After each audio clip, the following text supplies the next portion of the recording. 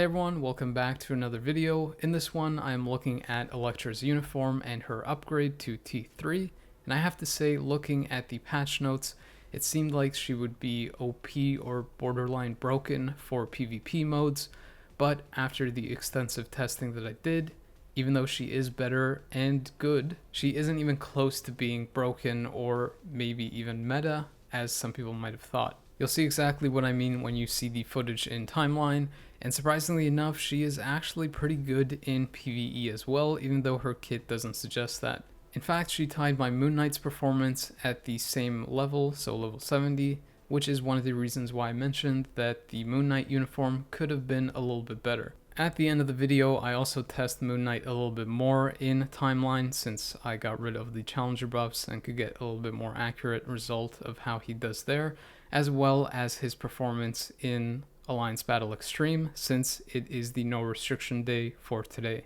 For all the testing that I did, I don't have her artifact or any damage Odin's Blessings. I simply have the mythic damage Urus. I also don't use a damage proc, so I can get a more consistent look at her damage output. For my account, the character at T2 is able to take down stage 99 of Thanos. Because the character has all defense down that ignores immunity, which stacks up to 55% and actually immediately goes to the 55% value because it's just from one stack, she obviously does better in the World Boss Ultimate stage where that effect applies, and she's able to clear it about 3 minutes faster than the Thanos stage. It's worth noting that her T3 stat bump compared to some other characters and modern uniforms isn't really that great in terms of physical damage since it's kind of behind the other ones,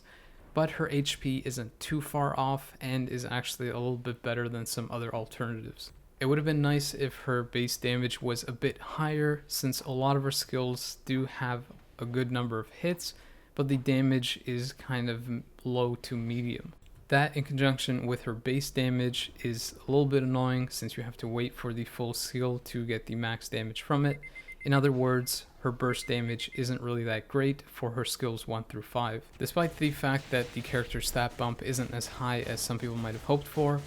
the ultimate skill does provide a very big benefit to her since it does have damage accumulation and does a good amount of damage as well. Most of the characters that I review usually get a 1 minute improvement in clear time with their Awakening or T3 skill, whereas for Elektra, you can see that I got an almost 2 minute improvement, which is double the other characters. And then in Proxima, the improvement is about 40 seconds, but that is because the clear is so quick, being under 60 seconds. Either way, the T3 skill does provide a big upgrade for her. Since the character has guaranteed crit rate in her kit, you can easily build her with a CTP of Rage for a PvE centered build. However, with that said, she is also pretty proc friendly, so you can also do a CTP of Energy or a CTP of Destruction even. As with other characters, a CTP of Rage will likely make her better for score-based modes like Squad Battle, Alliance Battle Extreme, and possibly even Dispatch with that 55% all defense down stacking right away. However, if you want the character to excel at things like World Boss Legend and World Boss Ultimate, then a reforged CTP of Energy or Destruction would be better for that. Keep in mind that Elektra's damage falls somewhere a little bit ahead of Kate Bishop's, but a good amount behind Hawkeye's. So if you're going to use her to push World Boss Legend stages, you probably won't have too much luck once you go up to those higher levels. As you saw in that last clip, I finished the stage 9 of Null with 1 minute and 25 seconds remaining, which was about a second faster than Moon Knight under these same conditions. The rotation that I used is pretty straightforward. You do 5, cancel 3, cancel 4, and 4 is the skill that you would normally proc on, and then you use your second and first as filler, mostly the first since the second has a counterattack and won't really do damage, but it should fill up your ultimate meter even faster. The timing on this is a little bit tricky since your 6th skill might proc your CTP early, but it is much better damage than using the buffs from your 1 through 5 skills and proccing only on your 6th skill. I actually tried that rotation in this image that you see here, and I was 7 bars behind, so it made a huge difference that I was able to proc and stack the damage from the 1 through 5 skills with the 6 running instead of just using the buffs and proccing on the ultimate skill. I also took her into a stage 24 of Mephisto, just because she does have a type advantage versus him, and although I wasn't able to clear it, it was close enough that with a better rotation, I probably could have with no time remaining. Because I also tested a Mighty Destruction in PvP, which actually didn't end up doing that well, I decided to see how far I could push her in World Boss Legend. So I redid the stage 19 with the Mighty CTP Destruction, and I finished with a hefty 3 minutes remaining, which coincidentally was a 3-minute improvement when compared to the clear time with no proc. Pushing her higher, I was able to clear stage 29 with about 50 seconds remaining, and then in the same stage 24 Mephisto clear with a proc this time, I was able to get a 2 minute and 13 second improvement. I also pushed her higher in Mephisto, going up to stage 34, and was able to clear that with a minute and 35 seconds remaining, meaning that she could probably go to even higher stages if the stage requirements didn't restrict her. I wanted to test her in Alliance Battle Extreme as well, but the restriction for yesterday didn't allow me to, so I took her into Squad Battle instead, just to see what kind of score she could output with the best conditions. Since I mentioned before that the character had a similar clear time in World Boss Legend as Kate when I tested her, it's very possible that she might have a similar performance in score-based modes to Kate, and Kate is actually pretty decent in Alliance Battle Extreme.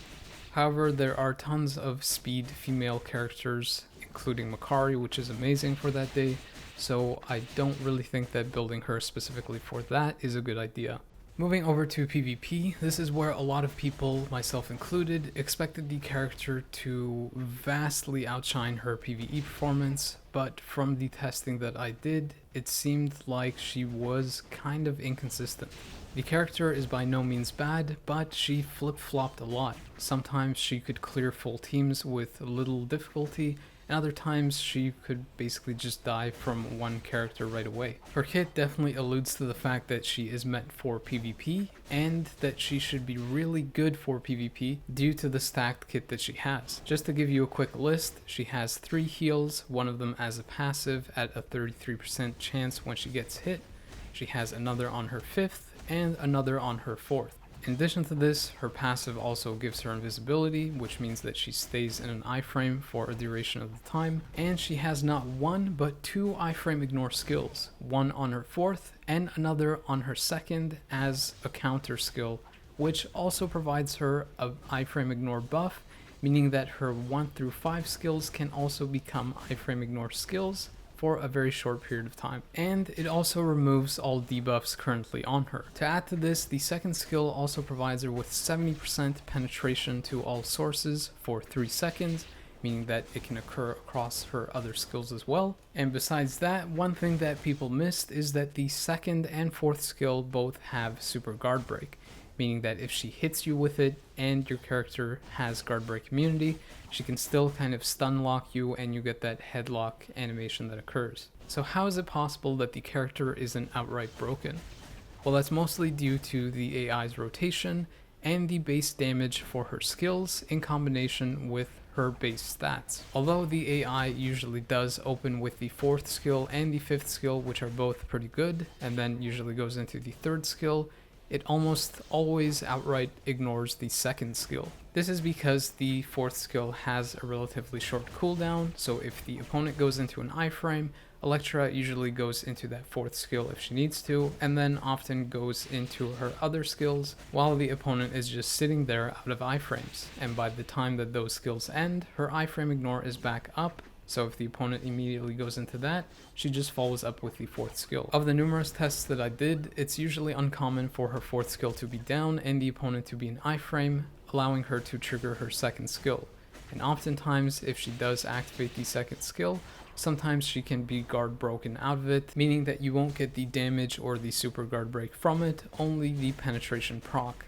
and that is only for 3 seconds, so it's usually not very noticeable. You can also notice from these clips that most of them are kind of long, because her burst damage isn't really that great. She heavily relies on going through multiple skills to have a lot of damage on the field in order to take out the opponent. However, many top PvP metas now have very high burst damage, which is problematic for her since she needs the fight to go on a bit longer for her to do damage, whereas the opponent could potentially take her out right away. Since her second skill basically never activates, she doesn't get the benefit of that 70% penetration to all sources. So many characters having invincible in their base kit, as well as through a CTP of Authority or other CTPs or obelisks, make it very difficult for her to take out those opponents. I'd argue it's her biggest weakness, which is why I even considered trying a CTP of Destruction to account for that. However, this backfired and didn't really work out as I'd expected for the reason that I mentioned before, which is that she relies on multiple skills to do damage, and by switching to an offensive based build, her low base stats make it very difficult for her to survive long enough to actually deal damage. You could try to use a CTP of Greed to account for the multiple skills doing damage and getting that little bit of extra survival from the heal from the CTP of Greed proc, but then you're back to the original problem, which is that she doesn't have penetration versus opponents with invincible. This is why the only real build that I could recommend for Elektra in PvP is either a CTP of Regen or a CTP of Authority. I didn't really test these two CTPs versus one another, but I did lean more towards Regen since she did have those 3 healing sources and also had a decent HP pool, which gets boosted even more with Regen, as well as the healing doubling with the recovery stat. If you don't have a lot of health on your cards and don't want to stack a lot of HP in the character's build through Urus or Odins, a CTP of Authority, especially a steel one, should work pretty well as well, considering that she has 33% mitigation to all sources in her kit, and because that accumulation from the Authority should help boost up her low base damage a little bit more. As you've probably seen from these clips, the character definitely isn't bad since she is capable of taking out meta characters, but she is just inconsistent and should have been a lot better based off the kit that she has. One thing that I forgot to mention is that she does have good mobility and a lot of her skills move her around a lot. This is nice because she can avoid area-based skills or ones that are focused in a specific direction because she can just move behind the opponent. Because the character wasn't using the second skill on auto, I decided to see how the character would fare if I tried her on manual and was actually using that second skill to get the penetration and the counter effect. You're likely not going to be using the character in timeline since there are better options, but if you're wondering what kind of rotation or skills to use, you basically just want to spam the 5 and 3 right away and together, and then just press the second skill in anticipation of the opponent hitting you. When you do that, the 3 and 5 should be running, and the second skill will lock down the opponent so all the damage from the 5 and 3 will hit them, and that usually should be able to one-shot the opponent. Here is another clip versus the same opponent just to highlight how much of a difference that second skill penetration makes, and obviously the fact of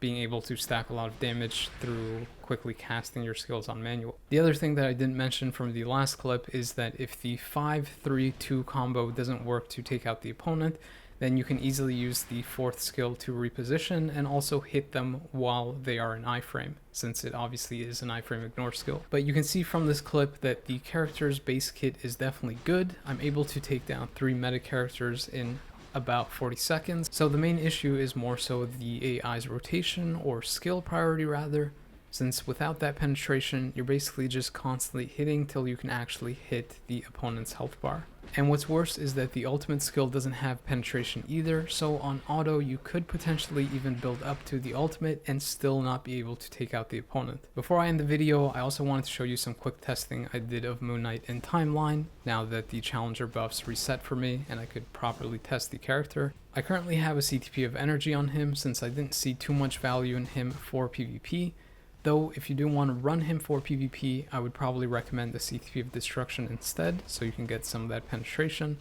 Or, if you want to make him tankier, you can also go with the CTP of Transcendence, because he obviously does have that guard break immunity built in. However, you can see that even with an energy, he does have high priority in his 5th skill, meaning that he'll go into that iframe quickly, and with that damage proc, he should be able to take out most opponents, even meta opponents, especially if they don't have Invincible in their kit or as a CTP option. Since it was no restriction day today in Alliance Battle Extreme, I also tested under the combat hero conditions, and I was able to score around 9.3 million on my first try with a CTP of energy. I did another run and was able to score 9.6 million, but I still missed 1 or 2 procs, so I'm sure that with a better rotation or probably a flawless run, I should be able to hit either 9.8 million or possibly the 10 million itself. Keep in mind that I am using a mighty CTP of energy, so if you are running a CTP of rage, you should be able to hit at least 1 million more